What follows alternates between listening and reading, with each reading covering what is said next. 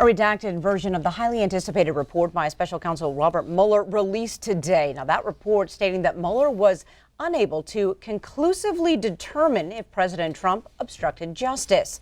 Nicole Killian has the latest from the White House. President Trump flew to Florida Thursday night for the holiday weekend, happy with the results of the Mueller investigation. I'm having a good day, too. It was called No Collusion, No Obstruction.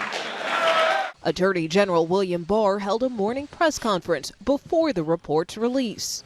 The Deputy Attorney General and I concluded that the evidence developed by the special counsel is not sufficient to establish that the president committed an obstruction of justice offense. But on the issue of obstruction, special counsel Robert Mueller's report noted if we had confidence after a thorough investigation of the facts that the president did not commit obstruction of justice, we would so state. However, we are unable to reach that judgment.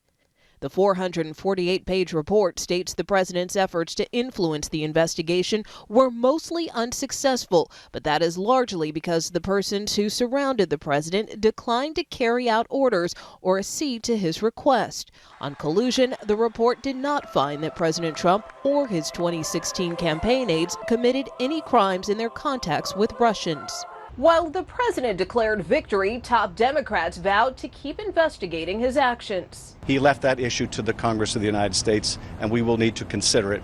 The Mueller team scrutinized 10 incidents that could potentially have led to obstruction of justice. Those included firing FBI Director James Comey and initial efforts to remove Mueller himself. The report also reveals the president's reaction when then Attorney General Jeff Sessions told him about Mueller's appointment. According to Sessions' former chief of staff, the president slumped in his chair and said, "Oh my God, this is terrible. This is the end of my presidency." But his reaction today, a Game of Thrones-style tweet, said simply, "Game over." Nicole Killian, CBS News, the White House.